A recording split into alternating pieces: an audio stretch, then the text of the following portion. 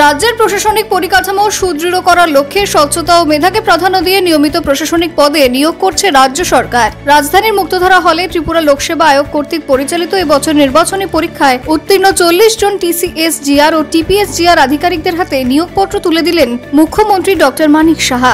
পাশাপাশি লোকসেবার এই মহান দায়িত্বভার গ্রহণের জন্য তাদের সকলকে শুভেচ্ছা ও অভিনন্দন জানান মুখ্যমন্ত্রী।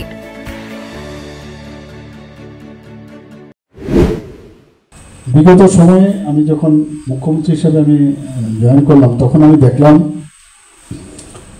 যে আপনাদের এক্সপোজার এবং যাতে অভিজ্ঞতা আরও বেশি বাড়ে তার জন্য আমাদের কিন্তু ট্রেনিংয়ের জন্য আপনাদের বাইরেও পাঠাতে হয়।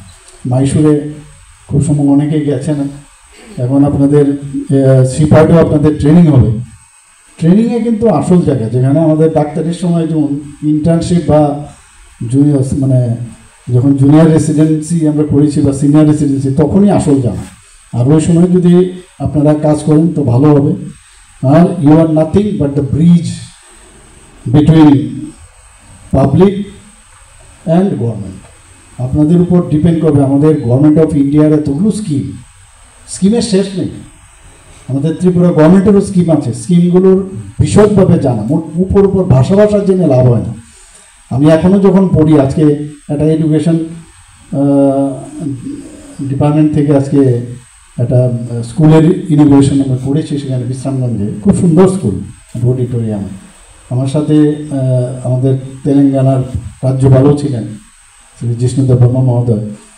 তো যখন মানে পুরো এক একটা পয়েন্ট ধরে ধরে অনেকগুলো আমি বলছিলাম, তো আমাদের রাজ্যপাল মহোদয় বলছিলেন এইগুলো তো অ্যাকচুয়ালি আরও বেশি করে বলা দরকার। এত পয়েন্ট আমরা জানতামই না, এত আমাদের প্রকল্পগুলো আছে একটা স্কুলেরই। আমি ডিটেলস কিন্তু বলেছি সেখানে। তো আমার বলার অর্থটা হচ্ছে যে এই তথ্য তো আপনাদের যারা সিনিয়ররা আনছে তাদের থেকে আমরা নিয়েছি। যেটা যখন আপনার কাছে থাকবে, শুধু আমি কাজটা করলাম, এটা কিন্তু আপনাদের জনসম্পর্কের মাধ্যমে এগুলোও বলা দরকার। তাহলে সবার মধ্যে অ্যাওয়ারনেসটাও আসবে এবং জেলা, মহকুমা, ব্লকে আপনারা যারা অফিসারগণ আছেন, সেখানে প্রশাসন যারা আছে তাদের সাথেও আপনাদের একটা সমন্বয়, কোঅর্ডিনেশন ইজ ভেরি ইম্পর্ট্যান্ট। যদি মানে আমি যদি মনে করি যে না আমি ওই এসপির সাথে কথা বলবো না, আমি যদি মনে করি না আজকে ডিএসপির সাথে কথা বলবো না, তাহলে লাভ হবে না। কোঅর্ডিনেশন লাগবে। এবং কোঅর্ডিনেশন শুধু তা না, ওখানকার আপনাদের রিলেটেড যেসব অন্যান্য লাইন ডিপার্টমেন্ট আছে তাদের সাথে একটা কোঅর্ডিনেশন থাকা খুব বাঞ্ছনীয়।